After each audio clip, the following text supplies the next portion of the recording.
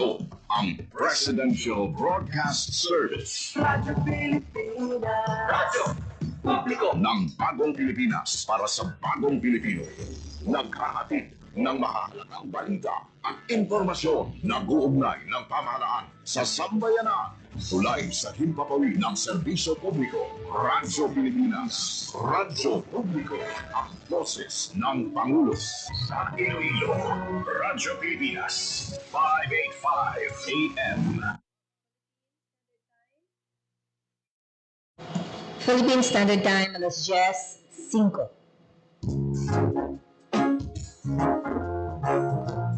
Radyo Journal. Drisa. Radyo Pilipinas.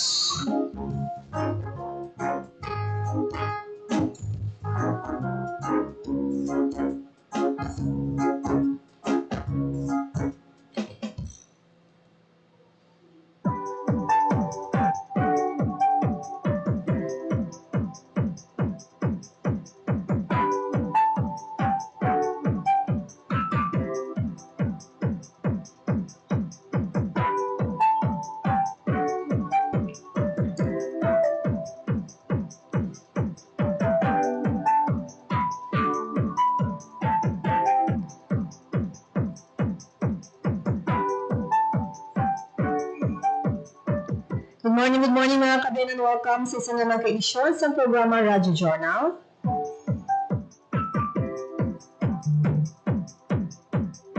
Being Fabiana ni for this edition, it's Monday. Second to the last Monday sa bulan sang Disyembre, subong man nga tuig sang 2025. Siyempre pa kada Lunes, atong sa programa, atong sa inyong pagdulong sa inyo sa mga manami, inspiring stories, ang mga beneficiaries ng programa sa gobyerno, particular ang Pantawid Pamilya Pilipino Program. This morning mga kabiyanan, ang atong sa niyang kaupod from Antique, si Beverly Lucille Labios. Pamatian nato naman mga kabiyanan ang isining istorya as beneficiary sining programa sang aton sa iyang gobyerno. Subong man nga aga manami ang lapat sang panahon, hopefully di magid masyado mainit this afternoon later, no? And ang pagtupa man sa ulat ka ng ligad nga adlaw, medyo maulanon ang kagabihon. Kaina, as I've listened sa interview sa programa ni J. Hervas, ang ginabantiyan ng ganino, basi mag-low pressure o kon LPA. Daw sa Visayas area man. Hopefully, hindi magidali mangin affect ang effect sini o kanong epekto sini diriya sa Western Visayas. Sa mga nagka-countdown naman sa adas ng Pasko, 3 days na lang gid, no? Before sa Christmas Day.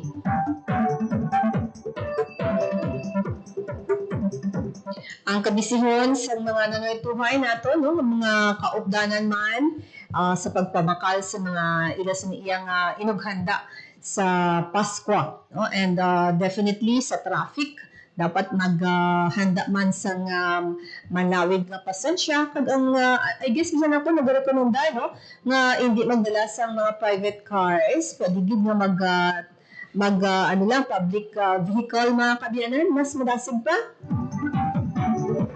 This December until January, ina ang mga atong siniig na foresee na grabe gid ang lakat sa trapiko in the coming days and until Dinagyang. No, sa highlights ng Dinagyang, that will be on the 24th and the 25th of January 2026. Isa sa balantayan na kabiyanan ng programa din sa Radyo Pilipinas will be ining year-end report mga kabiyanan sa Radyo Pilipinas Iloilo. Nagkalanabo for the year 2025. Accomplishments sa karon iyang administrasyon ni Presidente Ferdinand R. Marcos Jr. ang inyo sa mga batian, ang particular man sa bayan sa Region 6. To identify sang mga pila ka mga manami, no, mga hinuon sa ahensya sa gobyerno, the likes of the DSWD, o ng Department of Social Welfare and Development, in response sa mga ilasinin ng mga nagkatabo nila, ang quick response sa mga ahensya sa gobyerno. Ang DSWD, una-una gili na permi sa tion sang kalamidad, baha, linog, landslide, kagiban pa. Ang Department of Agriculture, sa manami, may mga maayo na hinimuan for the year 2025. Isa man dali ang programa ni Presidente Ferdinand Marcos Jr. na Benting Bigas. Meron na, o kung BBM, no? Nga kasi din implement ini in Western Visayas kag naka-avail ang madamo man nga mga beneficiary no, sa mga tungay nga sektor.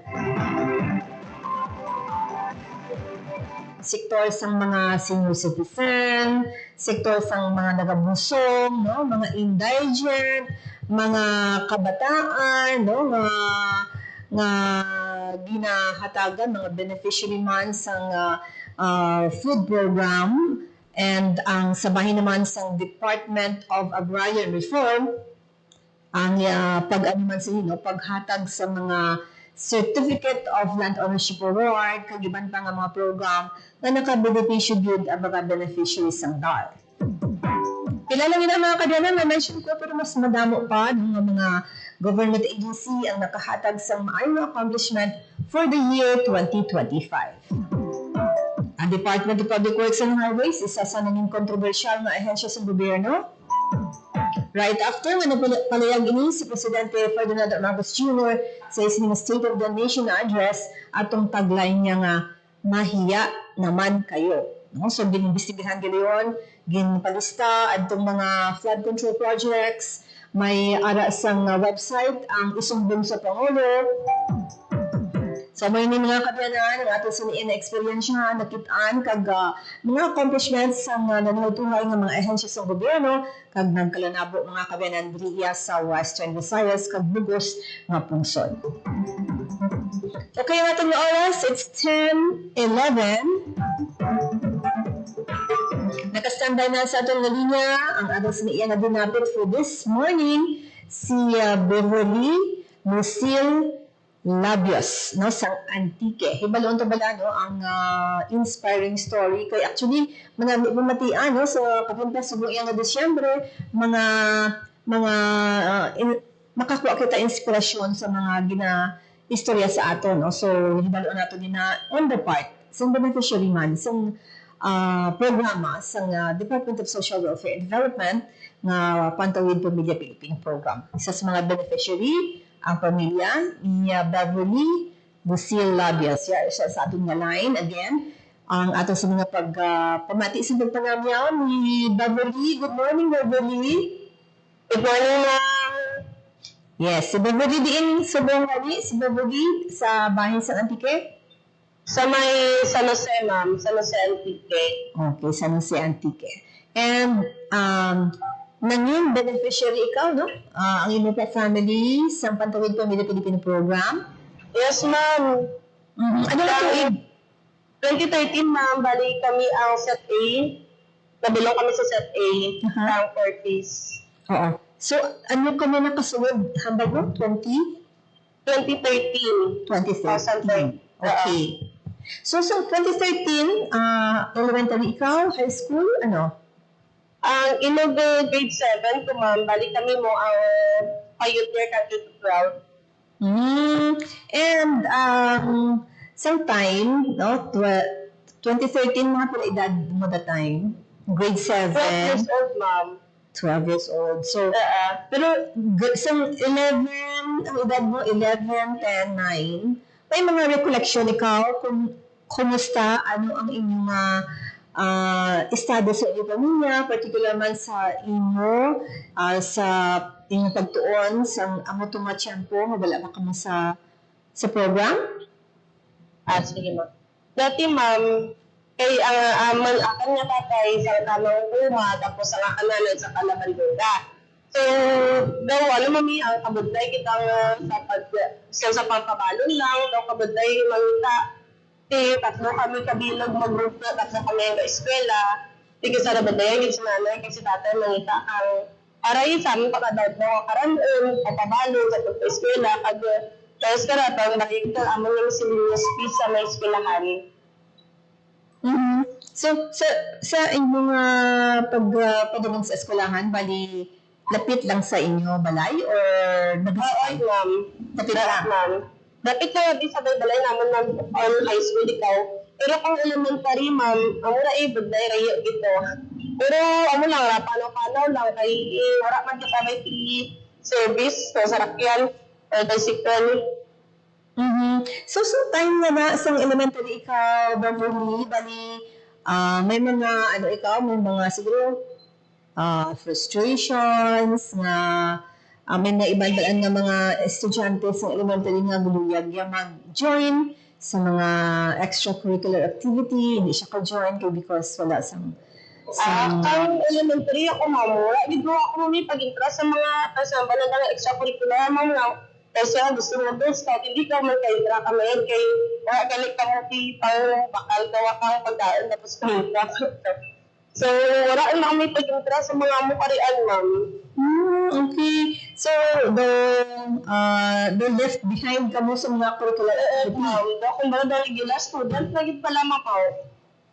Ikapila ka sa mag-utod, Beverly? Ang panganay, ma'am. May mga manghod. Pila ka nila gawin yung mga manghod? Dalawa, ma'am. So, bali, tatlo lang ka mo? Oo.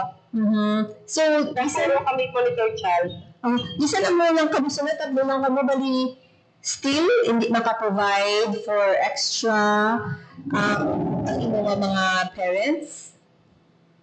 Maka-provide man, ma'am. Pero, sabi mo, ma'am, daw, kami rin lamang ramamaw na din. Hindi nga, hindi ka rin kinanglan pa magkagirad-gira man sa pangayo. Kaya sa tawag sa nga ang pangabuhi pala mamaw. Pero kung grade 6 ako, ma'am, pag-enta man ako mamilit ng mga bakat lang yung mga ragdal, mga braidana, no? Enta man kami ni nanay. Supertado man kami ni nanay, nag-tatay, pero ikaw lang lagi sa kagalingan mo, ma'am, mapili man ka mamita dapat mo manedra na makaya lang naman mo sa budget, ma'am. Oo. Pero, wala baligi na ginatawag din pabayaan ang imong grades bisan pang wala ka nag-join sa mga extracurricular activity. Wala man, ma'am. May mga iba, no? Prosegido ni dyan, no? Prosegido na mag-excel. So, ano ang imong status sa inyong mga klase? Or sa the whole, for example, the grade 7 ka or grade 6? Pag abot naman pa nga school, ma'am, dito nagawa ko nakasunod sa mga naging honor student, kay kumbaga, bago mga classmate, di mo rin ba mga classmate, diba, ma'am? So, kung nagagigyan sa school, aman ka na barangay high school, sa may San Pedro. So, ano man, ma'am, train lang sa mga extracurricular, ma'am, pag very active. So, ikaw sa inyong mga klase, bali in academic standing? So, ay paano ha? Sa wala pa sa program, wala pa sa 4Ps, na sa that status pa lang kamo, Beverly? Sa, ma'am, sa Gasmila ka, ma'am? Oo. Ma'am, bali, pasaman na mga grades, ma'am, lang. Ang nagawin mo the regular student, kung bala mamaw, pero, man kami, ma'am, man kami, sa may section 1 man ako mga dati, ma'am. Since grade 1, na parang nag-college, plus ako man alpha. And ang mga utod mo, since ikaw ang kamagulangan, so mga utod mo, kumusta naman ilang performance sa school? Okay naman sa ma'am. Namit man ang mga grades. And may mga pattern ikaw for review sa imong review imong mga leksyon ara ka sa elementary, or si mama mo ano ang iya sa mga advice sa inyo? Ang rambal naman yung nanay, kailangan mo, mas kilala kami kamayad, bibigado kami dahil ang rambal, hindi ni nanay, kinitatay ka naman. Kaya gusto mo nung matabo, dapat makatapos yung sa mga pag-eskwela, kaya mo ganyan, natigado kita. Pagkita lang tagit mag-style part, para man sa atin yung mga tuwas kabilang sa sunod. So, ano siguro madamdaman mga challenge with Beverly sometime na wala pa ka mo sa programa? Mura ma'am, ang kapuraot mo pang kabuhi, tapos karian, like, kanalang kaninanay ka tumang pang, ang mura si tatay, ang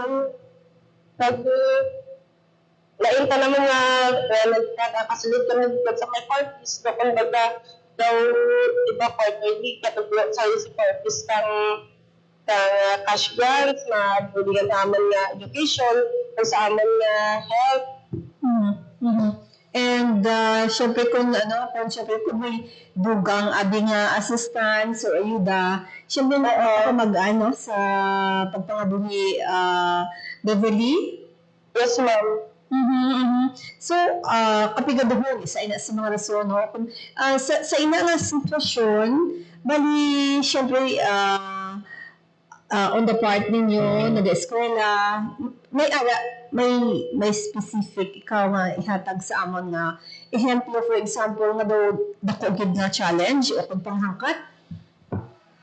Dati labi mo kang elementary kami ma'am, wala pa man giduti alas na pa regular lang naman mo pangabuhi man. Pilano lang ang dati, ako wala sa high school, pero pag college guro ma'am, dyan karaangaman gid nga, ito ko gid na nanangaman nga, nakabahal gid nga struggle na nakabo sa amang kabuhi, sa amang pamilya. Okay. So 2013, no, nakasulod or 2014 nakasulod ka mo sa program 2013 gid ma'am. 2013 gid. So ano the instant na pagbago or anong natukiban or nakita-anin mo nga daw habang naton kay ina daw nakahagan-hagan sa kanya kataglig-bulig, no? Ang ining mga ayuda or assistance from the government program Beverly? Yes, ma'am. Parehas ka diyan, ma'am. Kung katubay, ma'am, di ba, nakabot na maging sa mga extracurricular na diyan, ma'am. Kaya mo, di pa gasto ka dyan, ma'am. Dahil sa bulig ka mo, parties ka dyan, ma'am. Naka naman kami kung ano gusto namin panyabaklan kay, di ba, may mga assistant na kaya ginatong group ni Corpus para sa ating education.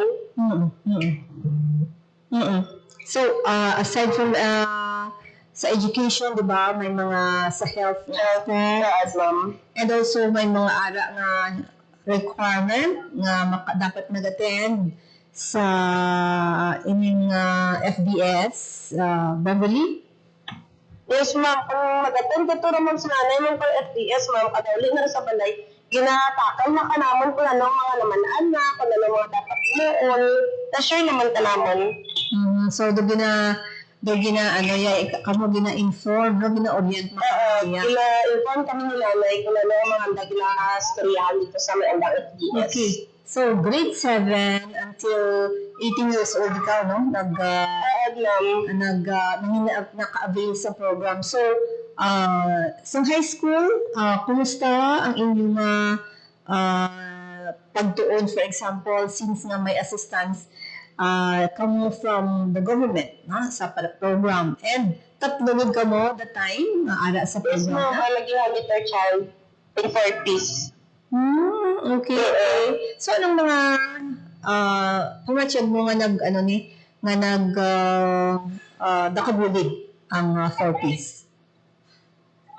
Gid namin yan, ginulig naman sa among pamilya, kapinta sa kalaman niya tatlo nga mag-group sa aming pag-eskwela. Like, ganit mo kung ginabaw kayo na, di ba, kung elementary, wala kami pag-entra sa mga extracurricular na rian, kay kulang kami sa may financial. So, kadya, ma'am, ang high school naman, ma'am, kung ano, gusto naman entran, naka-entra, gid kami, ma'am, supportado, gud man kami, kami ginikanan. And nag-intra na sa mga curricular activity? Yes, ma'am. Kag always active. Ang sa imong nga bahin bali ano mga kung mga alaiban nami sa kanta, nami sa nag-join sa mga saot, no? Ay Nag-join sa kalabanan, gid man pa high school naman ako dancer, kasaot kami, tunalo sa mga kalabanan, gid saot, tapos kari ang mga cooking contest, nag-intra man ako kari ang mga ramen nga nakato. Naga sa sipal, gamay junior ko, ano karon mo. Sa curriculum. talented. Gawid man. So talented gali Beverly. So sa time na nga ano ni nga ga-join ka ang imong mga utod nga iban no duha bali nag-join man sa mga extracurricular activities. Yes, ma'am. Nag-join man sa ma'am. Go ahead.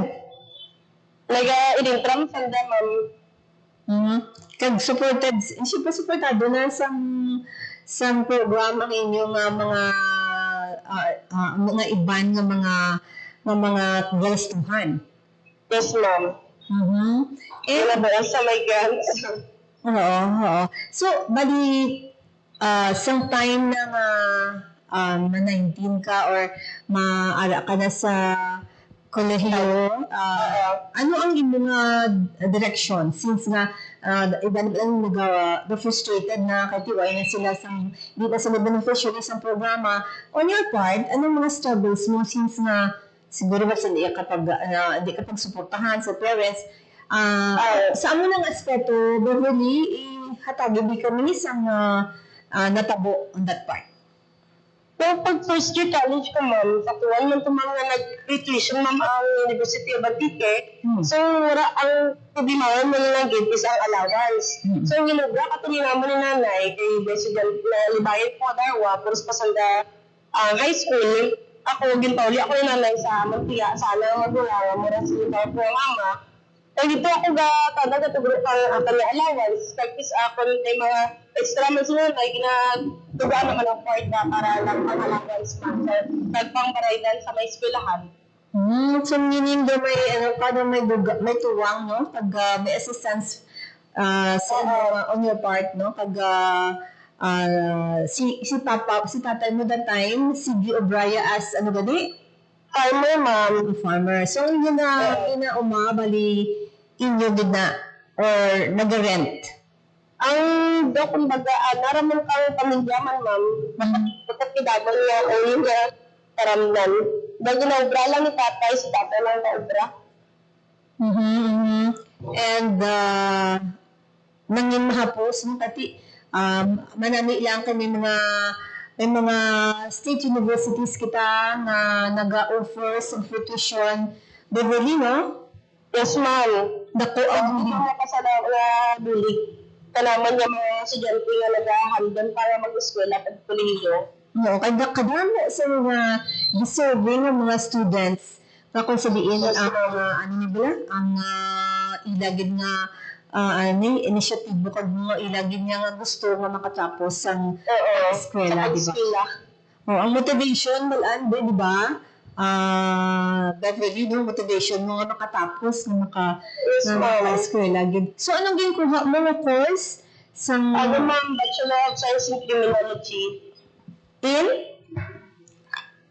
Bachelor of Science in Criminology, ma'am. Criminology. Yes, ma'am. Yes. Ano kami ano mo kami naman, ihatagan mo kami sa imong journey sa ina na aspeto no sa college mo. Naamo na imong kuha nga course. Ay, katulad ko. So, ganda mo nga masunod sa may service, ma'am. Ako nga, amo ganda ang gusto ko ang ganda ko rin mamamaglanto ka mga men in uniform. Ako na in person, ang ganda ang mag-eskwela sa may criminology. Kag during college, ma'am, okay man, ma'am, ang ating mga grades tapos karian. When nag-graduate, naging naman ako, ma'am, nag-apply ako officer sa amon batch. Nag-criminology and na officer man ako, ma'am. But after graduation, graduate kami July 2022, tapos sabi kami dahil pang exam pang December 2022, sa pagbulit ka ng mga Ginoo, kang January, pag result, lagi na nakapasama na ko, ma'am. Congratulations. 2023, no? January. Yes, ma'am, 2023, January. And ang inyong yung mga manghod at times, samtang ara ka sa third year, my first year, walang gap ninyo sa mga manghod mo? 6 years, ma'am. Okay. So nakagraduate ka, high school pa lang sila gyapon? High school pa lang sila, ma'am. Graduating man ng sanda sa Mayno, K-12. Okay, sa K-12. And sang ang allowance mo ay man ginapulang ba time? O ay man, ma'am. At that time mo, ay man kami sa 40s.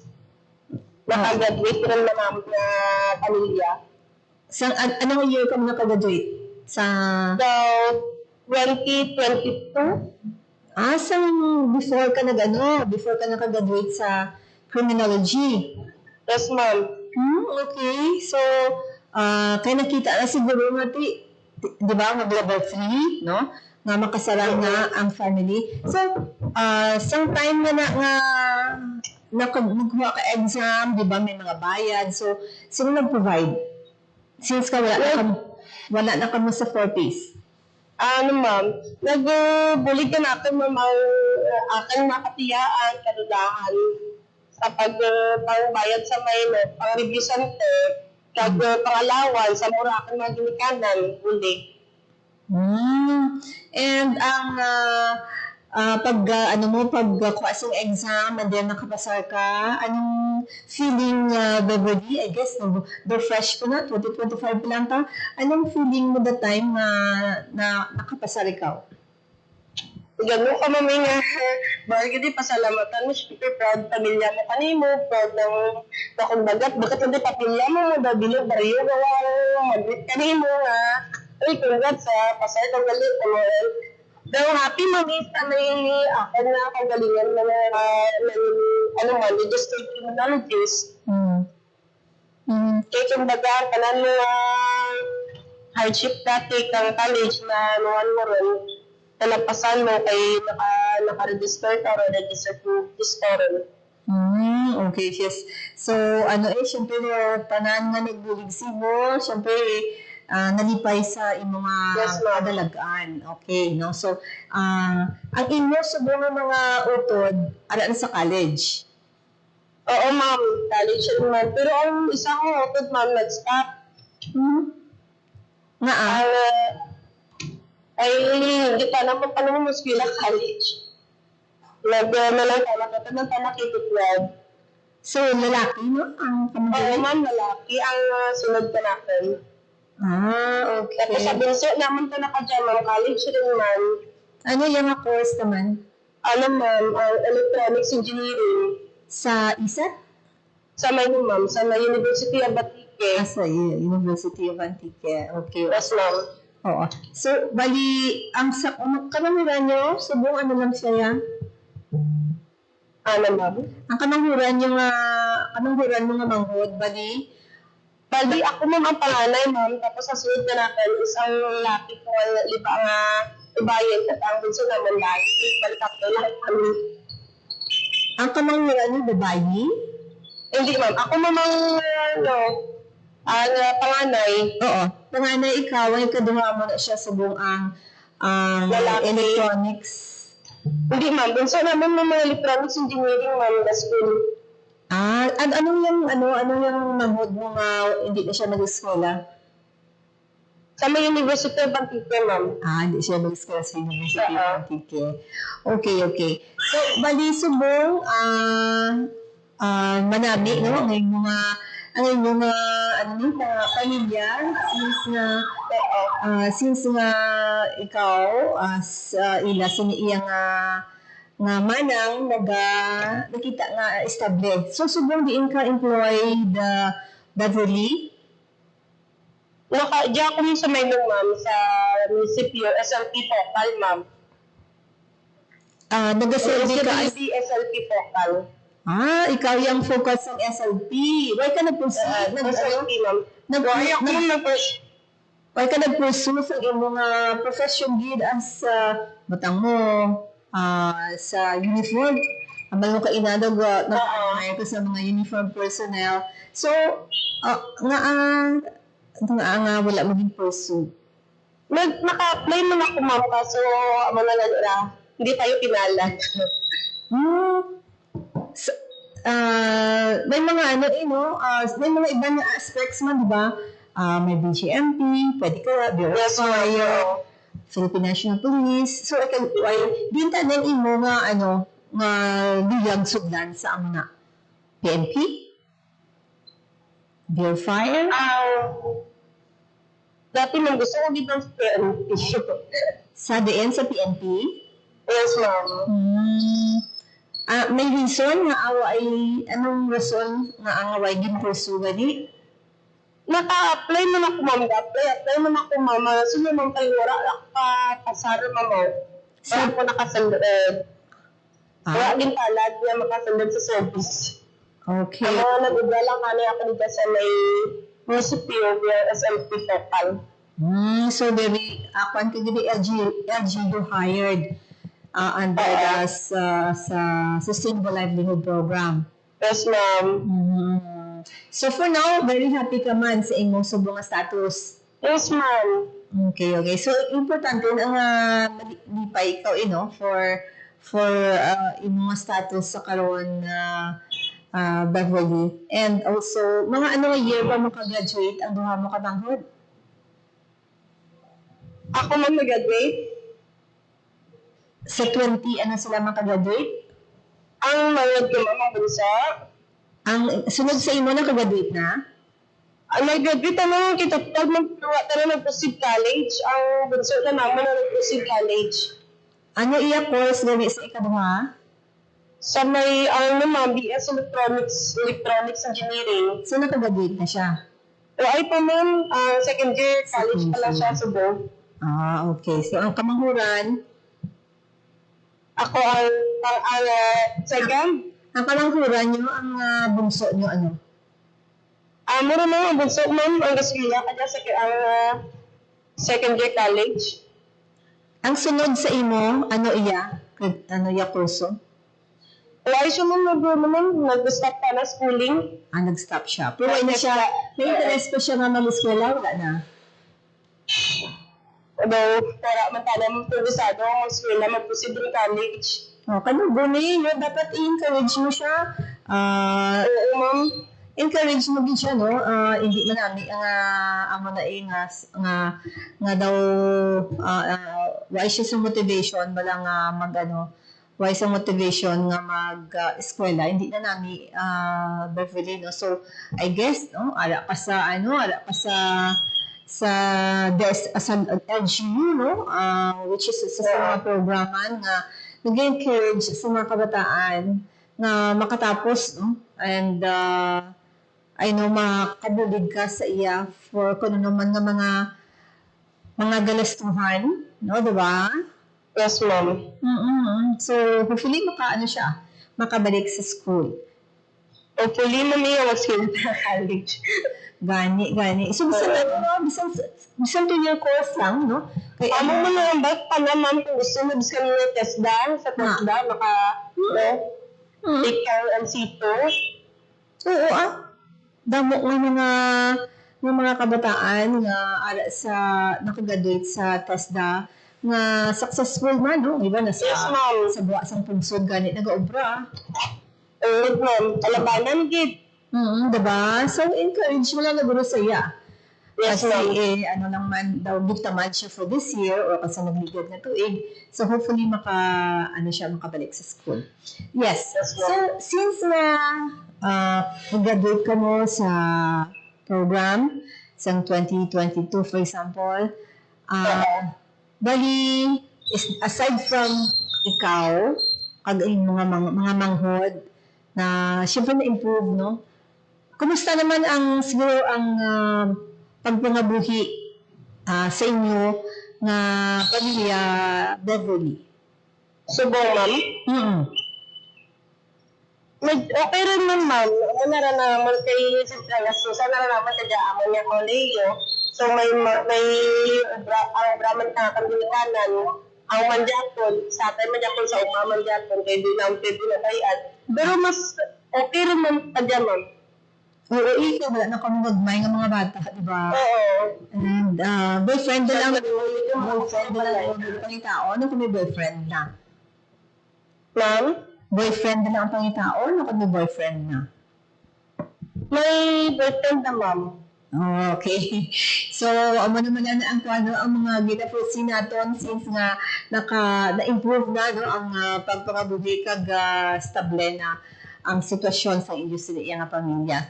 Yes. So, anything siguro message, advice sa mga beneficiaries ng programa kay nakita ko sa imo nga di nakabulig ang programa kung ano ka na sa karon, no? Kag, di ba? From the SWD to the SWD ng mga programs man, although sa LGU lang na-employ Beverly. Yes, ma'am. So, bilang sa ka-beneficiaryo para for peace, pinapasalamatan yung mga ating mga gobyerno, kapit ang for peace disability, kay gitugaan kami kay gayunan na magbago ang direksyon sa amon pabuhi, ilabi rin gid sa amon nga pagpa-eskwela. So, ang for peace ma'am, nagtulungan naman ang bagat ng bully, financial, paglaom, kay gayunan, kag mas manami na boss damlag. Ang manarapon. And siguro may mga luyag ka nga ipalabot sa parents nimo no? Sa imo nga tatay kag kay nanay mo. Is there anything na mo ipalabot? Napasalamatan ko man ang akan niya mga ginikanan, kay patatan, pinanda, kaya ako kadya ko sa di na pagsalap. Ang manaramam, Sa ibo mga manghod, particular man sa ikaduha and sa ibo nga bunso no nga manghod. ang kami ko naman bansa among ibulsuhan niya, eskwela gid ka kamayad, tapusin mo yung mga pag-eskwela kay para mabuan mo man kung ano ang gusto para sa school. Okay. So, may special mention ikaw dira sa binaobrahan mo and also sa taga DSWD. Go ahead. Sa amon mga NL, thank you so much sa pangalmalulig sa namon. Okay. Yes, so thank you very much, Beverly, sa imong mga panahon diri sa Radyo Pilipinas and hopefully no ang mga nagpabati sa ato nakahatag man kita pagpaathag and inspirasyon no sa ila, particular man bilang beneficiary ikaw sa Pantawid Pamilya Pilipino program. So thank you sometime. Thank you, ma'am. Merry Christmas. Yes, and Merry Christmas. So thank you very much. Thank you. Yes. Nabatian mga kabyanan si Beverly Lucia Labios sang Antique. So diin ang iyang paghatag sa aton pagbati sa aton sa story on sa iyang istorya bilang beneficiaryo sa Pantawid Pamilya Pilipina program. Maghahatag yung mga koos sa mga pahanundong.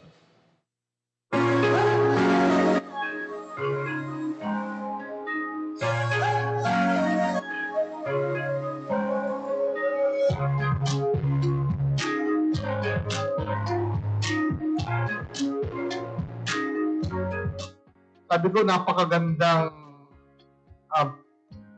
collaboration ito ng ating Radyo Pilipinas as the public radio of the Philippines, sapagkat ang collaboration ay sa pamamagitan ng paglalagay mismo ng isang radio station sa loob ng universidad. Meaning, nasa pusod na kayo where thousands of students ay naririto. And right now, we have a very, very active collaboration sa mga estudyante.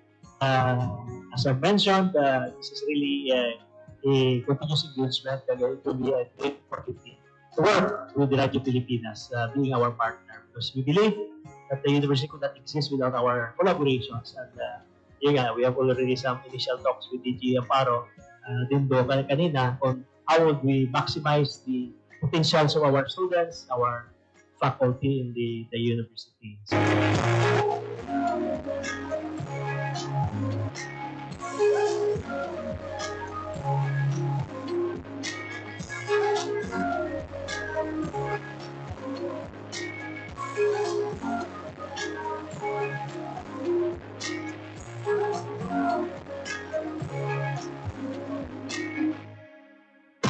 Time to celebrate kulturang Pinoy. Tradisyon, musika, sining, literatura, at iba pa. Anything and everything fun and Filipino. Ito ang Pinoy Kultura. Iba ang musikang Pilipino, or more popularly known as OPM. May OPM na makabago. May OPM na makaluma. Dahil mo sana. May OPM na rock. May OPM na rap. Last night, it was the best. May OPM na mabagal.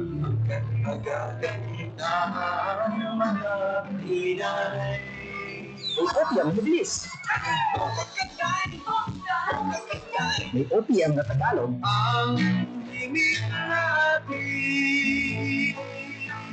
May OPM na English. Bahagi ng ating kultura, noon, ngayon, at magpakailanman. Ang mga OPM ang hanap mo, isa lang ang masasabi ko.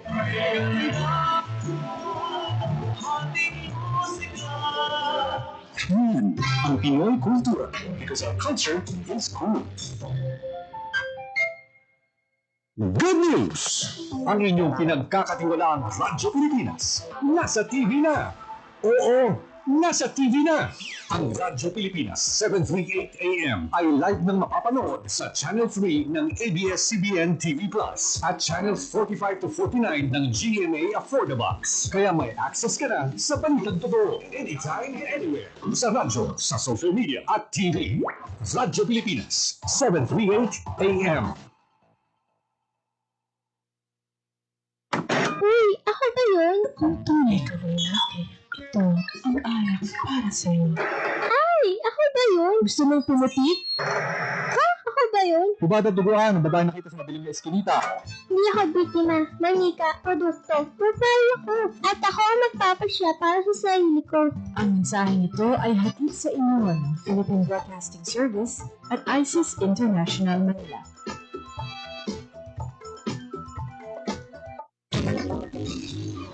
Wow! Ang daming ilaw! Ang kikinang! Ang liwanag! Naku po ma'am, ito bagong dating, napakaganda, bago at napakalakas.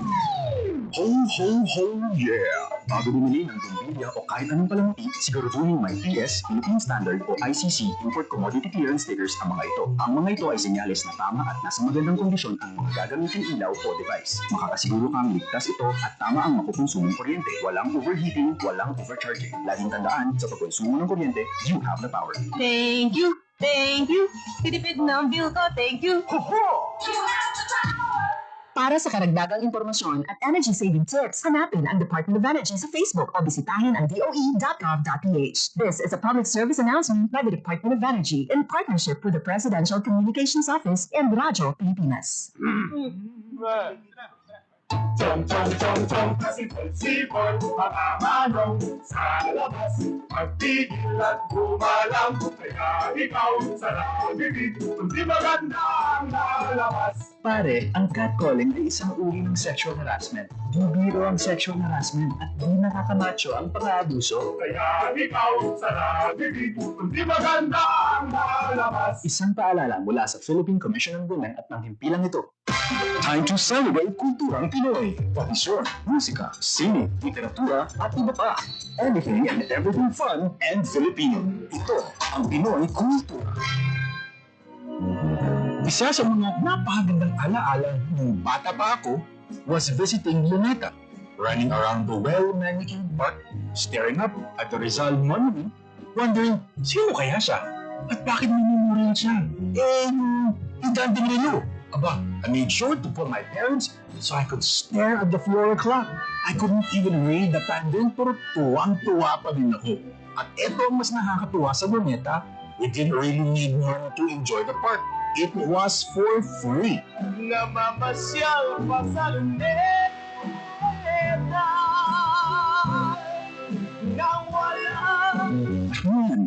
Pinoy Kultura, because our culture is cool. Libre po. Ibig sabihin, ang serbisyo sa basic accommodation sa ating mga DOH na ospital, wala nang babayaran ang pasyente. Po, ang dami pong challenge, hindi po namin alam kung saan namin kukunin, gano'n, nag-iisip kung paano namin mababayaran. Siyempre po, masayang-masaya, super saya po dahil na zero billing po kami. Opo, malaking, ano po talaga, malaking tulong po. Mabilis lang din po. Bayad na ang bill ninyo. Uulitin ko, wala nang kailangan bayaran ng pasyente basta sa DOH Hospital dahil bayad na po ang bill ninyo. Naiyak ako kasi sobrang saya. Maraming salamat po, Mr. President Bongbong Marcos Jr. Hindi kami nagkamali ng tamang ginulal. Time to celebrate kulturang Pinoy. Tradisyon, musika, sining, literatura, at iba pa. Anything and everything fun and Filipino. Ito ang Pinoy Kultura. Ikaw ba ay naharana na? Sabi nila, ang harana ay isang matandang tradisyon ng panliligaw sa Pilipinas na unti-unti nang nakakalimutan. The harana or the serenade first gained popularity in the early part of the Spanish period. Ang manliligaw o nanunuyo ang siyang kumakanta at pag sinuwerte, sila ay papapasukin sa bahay. Pag binalas, water gets thrown at them or sometimes even worse things. There's a website that actually books haranas for you to experience this widely known tradition. Sa iyong palagay, Puso pa ba ang harana? Ang Pinoy Kultura, because our culture is cool.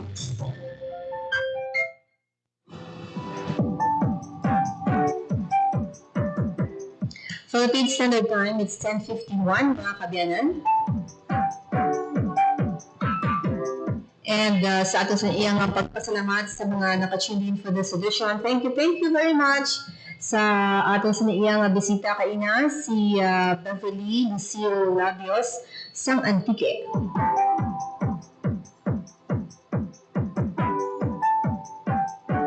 Ginaimbita ko mo sa paggawa ng igihapon release sa mga local programs sa Radyo Pilipinas Iloilo. And for those na wala pa hibalo, no? Sang amon sa iyang bag-o na location, bag-o namon nga opisina.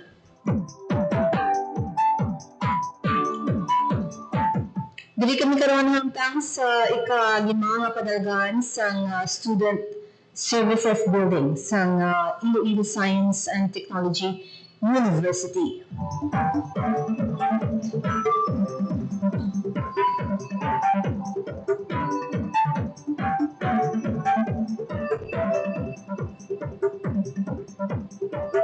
Mga local programs sa Radyo Pilipinas Iloilo sa buong Monday, kaina ang Radyo Pilipinas News, sunod ang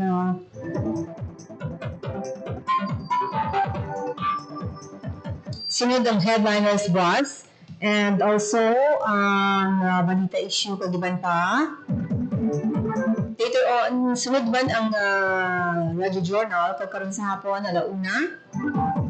Balita sosyal o pod kay Miriam Grace Ermieta.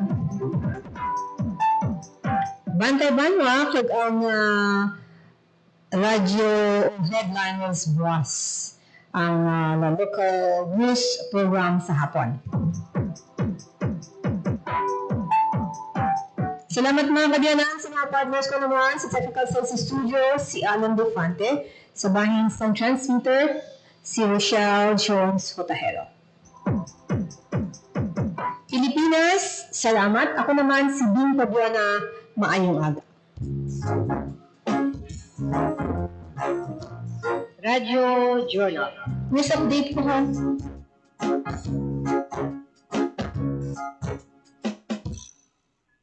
Ang inyong tulay sa himpapawid ng serbisyo publiko, ang Presidential Broadcast Service, Radyo Pilipinas, Radyo Publiko. Radyo